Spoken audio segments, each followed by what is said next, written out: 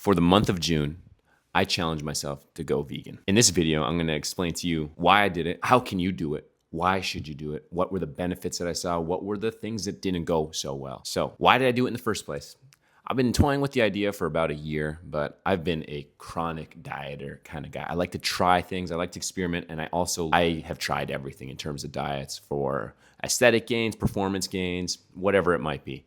And so veganism appeals to me because it was kind of this thing that was more maybe spiritual and more not about me, being vegan, like maybe there was some part of me that like would think like, oh, you know what, you'll get lean because you're just gonna eat vegetables, you eat fruits all day, and you'll get super lean, no problem, probably within the month even. And that's part of the reason why. But at the second part of it is that I was looking at it from the perspective of someone else, of the animals, and I've never been a huge animal guy or anything like that. I've always loved them, but there's also been animals that I hate or animals that I don't give two shits about or I've ever thought about. And this whole month has, as I'll talk about later, kind of opened my eyes to what's out there. Why should we do these different things? Why should we try? And I'm not trying to convince you to do anything, but if you are not a chicken, I highly recommend you challenging yourself to do different things for months at a time. You will not self-destruct.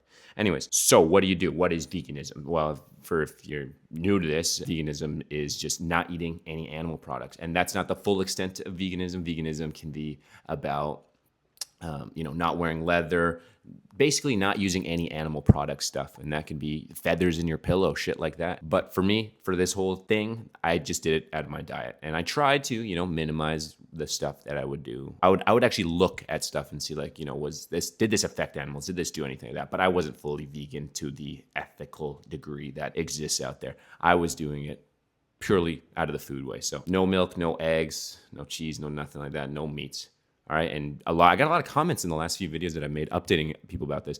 And it's like, how do you do it? Or not even how do you do it, but like, man, I would crave meat instantly. It's like, I'm going to go ahead and tell you right now, I stopped craving meat like pretty much day 2. I was like, but that's because I know myself. If I'm going to just tell myself to do like a month of not doing something, that's okay. And I've never ever had the cravings for meat. I like the sauciness. I like the taste. Like chicken wings sounds good because, spicy flavors. And it just makes you feel all warm and fuzzy inside when you eat it.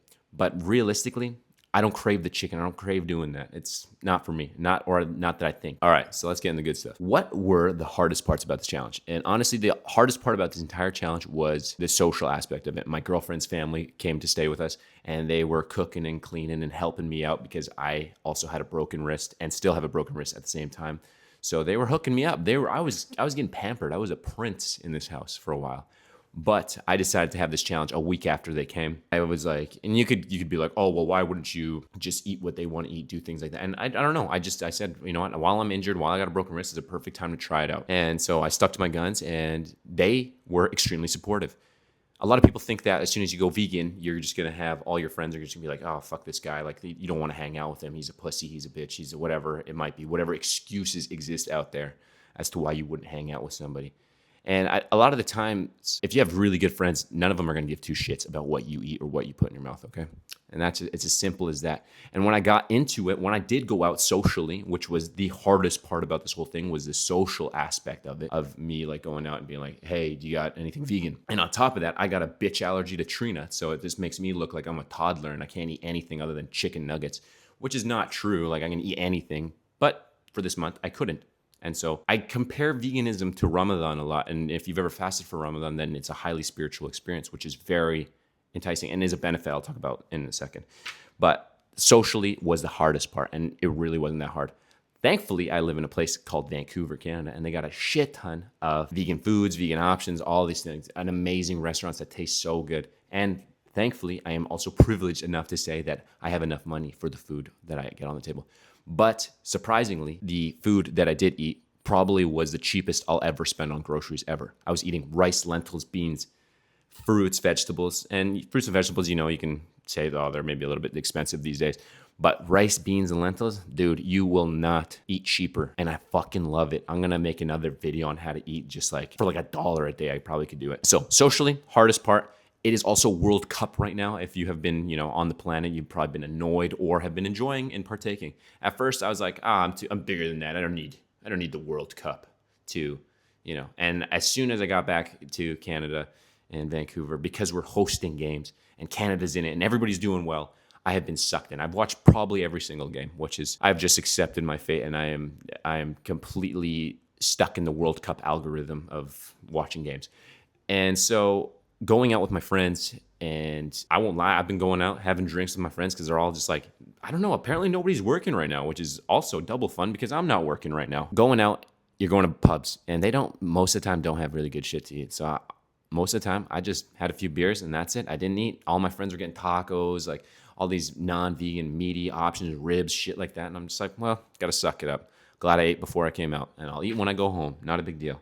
Or I'll go pick up something vegan after. No big deal.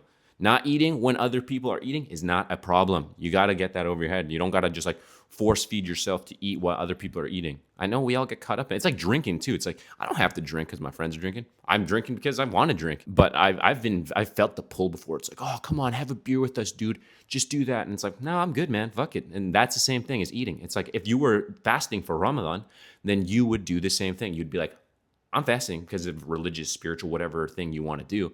And that is totally respectable. And nobody gives two fucks if you don't actually chill with them. You know, they're not going to feel bad. But when people did start feeling bad is when we started kind of talking about it. And I wasn't trying to preach to people, but I was just talking about veganism in general.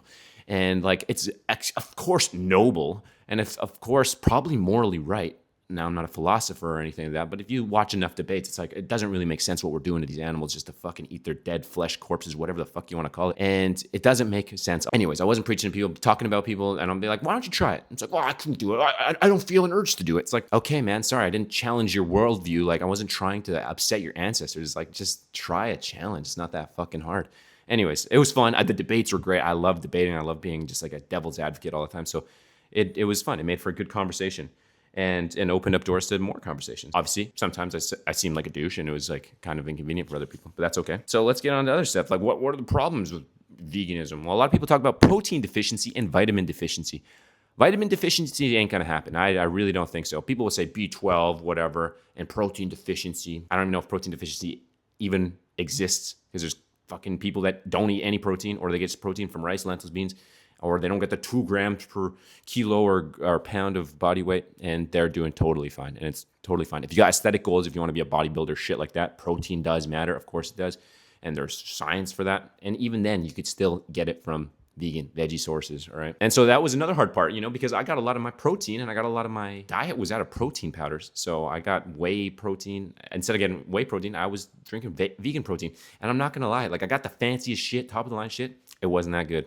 And I think I'm probably going to return it. And that's too bad. You know, I wish it tasted better, but that's just the way it is. So does that mean, oh, I'm not going to be vegan anymore? It's like, I don't know. Maybe I just don't need protein powder in my life. I could just get it from rice, lentils, beans, whatever, bean sprouts, shit like that. Shit you wouldn't even think that has these things, which is really cool. This video is going to be super long, it appears, because I'm just kind of rambling at this point.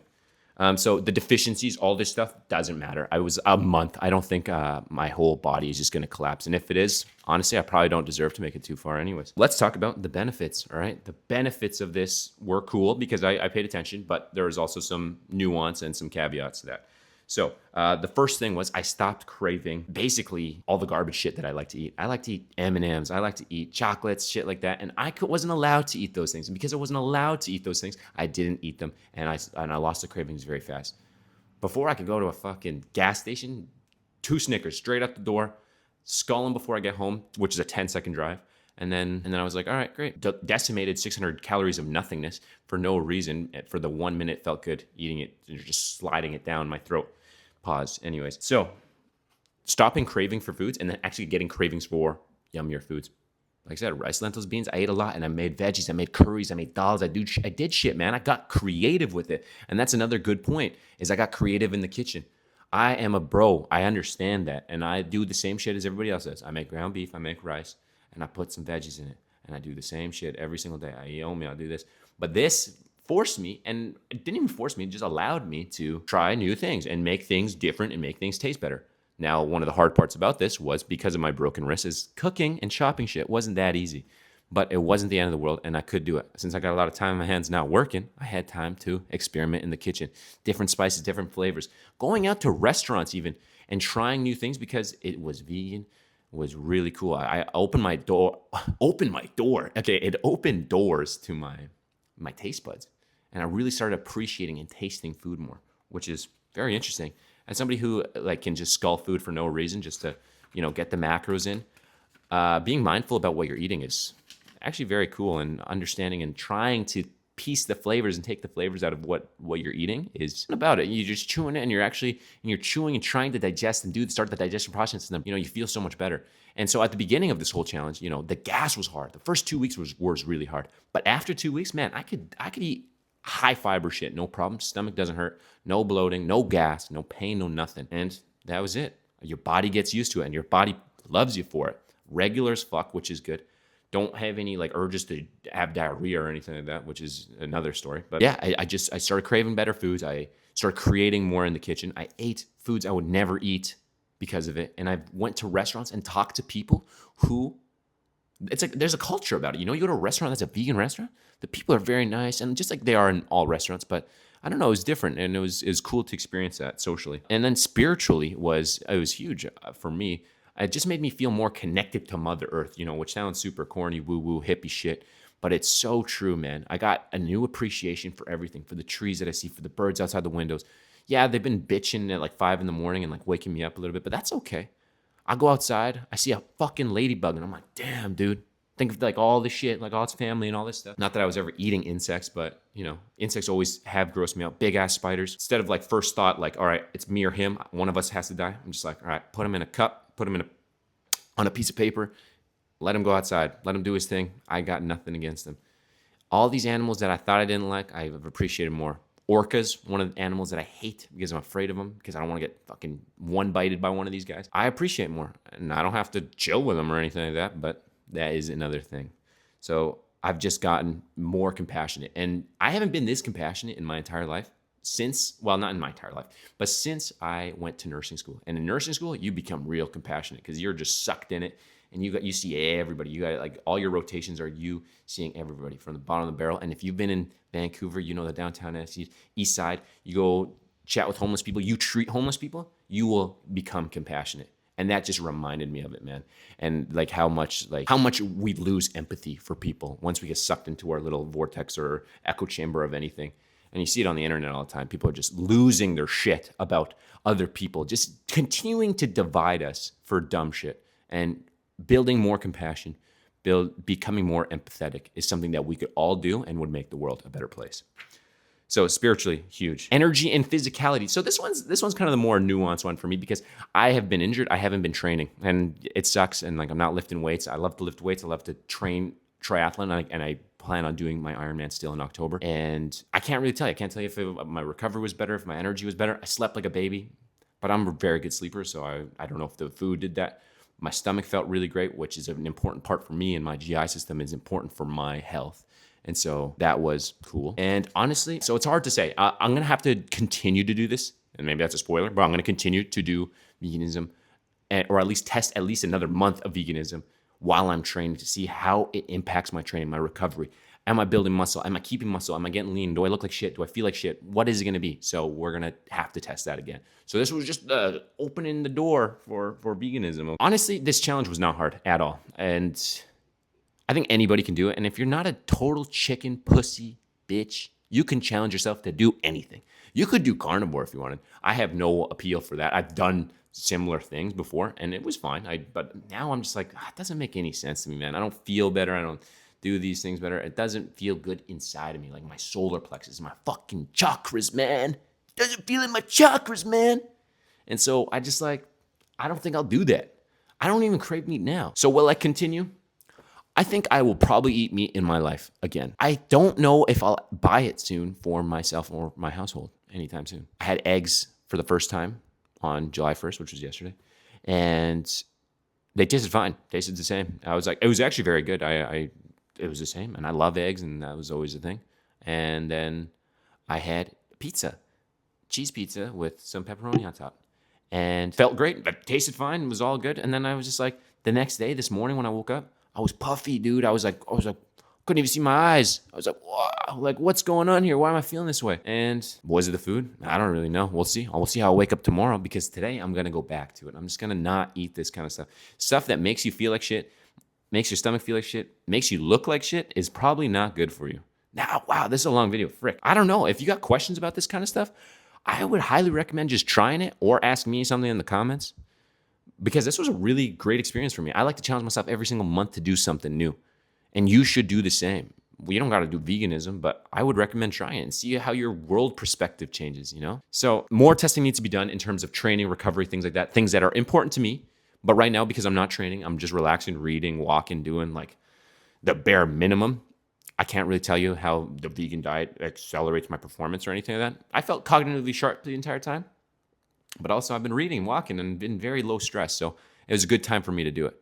So how will I fare when I stop having such low stress? Once I go back to work, once I go back to training like 10 to 15 hours a week, like how will that feel? And if I feel great, excellent, we'll keep it going. But if not, maybe something needs to change. I will continue to learn and watch documentaries and, you know, watch debates, because this is a very important part about it, is the ethics of it. And I will, maybe as I learn more of that, I will continue to build a stronger case for this. Because right now I feel amazing. I feel so good. I'm so lucky to be alive, and I always remember that. And I'm grateful for my life, and that I get to challenge myself every single day. And that's so cool. And so challenge yourself, try something new, ask me anything, like, subscribe. Let me know if I should make some more of these kind of videos about veganism, stuff like that. Always remember to rep the set, and I'll see you in the next one.